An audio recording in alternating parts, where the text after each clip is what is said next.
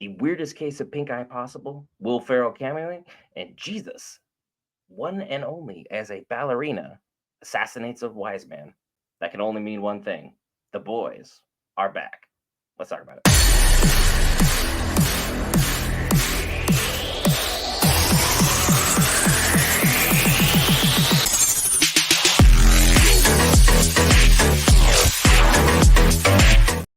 All right, guys, Brent here back for Geek Variants to cover all things Marvel, DC, Lord of the Rings, anime, gaming, Star Wars, and more. This time, The Boys episodes 1 through 3 premiere, and they were absolute bangers. The Boys picked up right where Gen V left off, just a week post everything, and the Boys had more insanity than ever. Butcher is actually a real hero in this series. Homelander is more deranged than he's ever possibly been. Butcher is now faced with 6 months worth of mortality and is trying to fix things with Ryan. Things with Ryan are complicated. Ryan accidentally offed somebody. He meant to do his first hero save and pushed him too hard, and it ended in an absolute tragedy. Homelander, being Homelander, is absolutely not resonating with him whatsoever because he's like, why do you even care? We're gods. They're beneath us. This doesn't matter. What in the world is going on with you? And Homelander, while still struggling with his deep personal issues, is still seeking the approval of all humanity. In doing so, he incorporated a new member of the Seven, Sister Sage. And I gotta say, she has been the breakout character of the first 3 episodes. Her power is she's the smartest human on Earth. And she, in her intellect, is literally trying to play political games to push everybody and everything into the right place at the right time so everything will domino effect all over. And Homelander can come in and play God because, what else has Homelander ever wanted to do? And so she's continuing to play and move and manipulate so many pieces on. She was able to get Firecracker onto the team of the Seven and have Firecracker directly attack Starlight because Firecracker absolutely hates Starlight because when she was 13, Starlight started a rumor that she was getting absolutely used and thoroughly taken sexually advantage of by multiple adult males. So Starlight in a little bit of a predicament. This is who she used to be. Her past is coming back to face her. Also, as Kimiko's past is coming back to face her, she's struggling with where she belongs and trying to find some sense of purpose and reality in things, and she has PTSD from her horrible upbringing. Who wouldn't? But at the end of the day, now she has decided to attack the Rising Suns group and ultimately found someone that she used to know. However, she won't tell us who she ran into. And while she's struggling with her problems, Frenchie, the one and only, has decided to pick up a relationship with a man, Colin, who he ran into at an addiction group. Unfortunately for their relationship, Frenchie has forgotten to mention that he accidentally, and I'm using accidentally as loosely as I possibly can, took care of Colin's entire family on a previous job and has yet to tell him. Gee, I wonder how you're going to bring that up. It's not like you're going to have a family one on one with him. You don't have to worry about meeting the parents because you took care of them and his sibling. So things are a little bit complicated in that regard, and Frenchie has once again turned to drugs where he could be turning to someone to lean onto. The good cameo is Jeffrey Dean Morgan's character of Joe Kessler has finally stepped in. Kessler is very dark. Kessler is very broody. Kessler is very demanding. He is darker than Butcher, and he's willing to call out some of Butcher's crap and be like, look, your team finally kicked you out because Butcher was off from the team. He's being too wild. He's being too erratic. He was talking to the voices of Becca for the past, we don't know how long. He's gone off the full deep end and he's a little bit rogue, albeit morally, he's cleaner than he's ever been the entire time when he was sane. Go figure.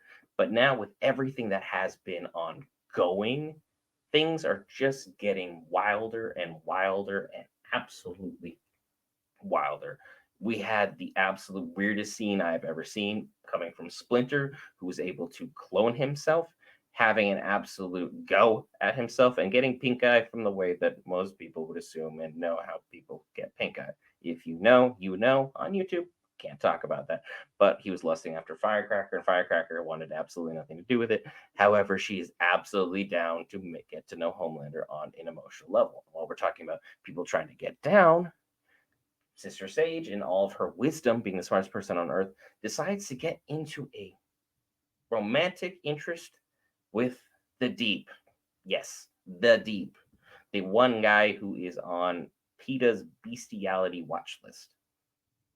Yeah, not really sure how Ambrosia, the Deep's girlfriend octopus who he keeps in his closet, in on this level of information. Things are going to be a little weird. And Ashley, being the person who was originally leading the seven, is now being absolutely kicked out. Not even to mention the fact that Sister Sage is making her feel like absolute human garbage. And it turns out Ashley was going to leave and go work for Disney. Funny how that's a nice little name drop there. But things didn't, pan out because Homelander decides to lead interrogation because someone was talking to the Starlighters who are at war with the Homelanders, which, great times for all, political rivalries and all that fun jazz. And Newman is still running around trying to become president while her running partner wants everything to do with offing her and making sure everything is clear in any and all regard. Things are in a very interesting point. The only person who's actually doing their dang job at this point is Mother's Milk.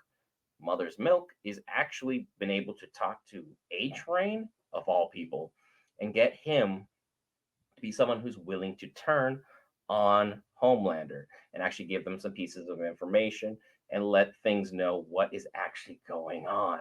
Because of this information, they went to an ice rink, found Newman, Homelander, and Sister Sage having their whole little powwow, planning everything evil. But unfortunately, Huey was sweating in the vent directly above Homelander. Sweat got on Homelander's left shoulder piece, and Homelander went ballistic and tried to laser him.